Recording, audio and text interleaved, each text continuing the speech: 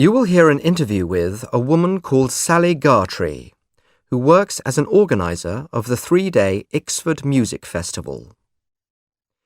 For questions 24 to 30, choose the best answer, A, B or C. You now have 1 minute to look at part 4. My guest today is Sally Gartree, who works as one of the organisers of the 3-day Ixford Open Air Music Festival. Sally, I think you've been involved with the festival for quite some time, haven't you? Yes, I remember it being set up first some 20 years ago when I was just a kid, and I think it was 14 years ago that I went for the first time myself.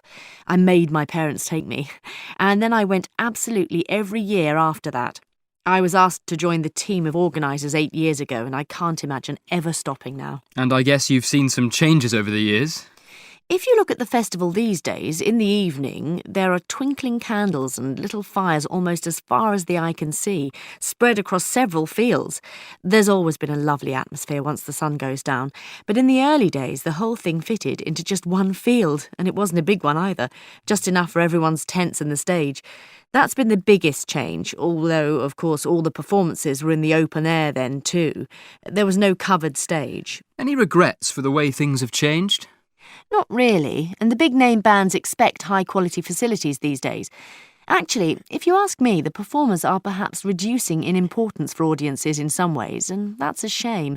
There are more and more stalls appearing selling exotic foods, and you almost get the feeling that's what a lot of the crowd have come for. Although there's always been those who just want the souvenir T-shirt, of course, to say they've been. But there's still a lot to be enjoyed, surely. Definitely. There's some great music, although I'm not so keen on the way it's broadened out into pop music myself. But there's something for everybody at the end of the day. It's the company that really makes it for me.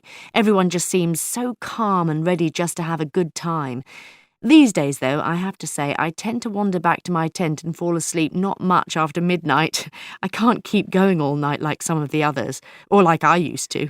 Anything you'd like to change about it?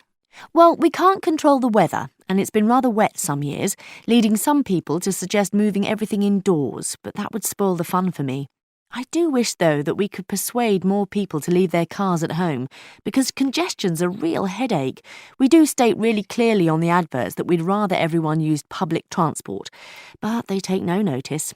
It's strange because the adverts are quite effective in other ways. Any good stories about the stars? Sure, we've had so many musicians here, and a lot of them have gone on to become very famous. Whether because of the festival or not, I couldn't say. One guy, I remember, let's not use his name here, agreed to come back and play for a very modest fee. He played his set, and then some more, and then joined in with some of the other guys. And he just didn't seem to want to leave the stage. Afterwards, he said he just loved being here, and I think a lot of them feel that way about the festival. So what of the festival's future, Sally? I think we've achieved the optimum size, actually. The programme of performances is as full as it can get, realistically, and I imagine we'll always resist the idea of being broadcast on television, because that's just not what we're about. So I personally wouldn't be in favour of expanding things further, though, of course, that's not just up to me, and there are those who'd like to go to 4 days or bring in another field.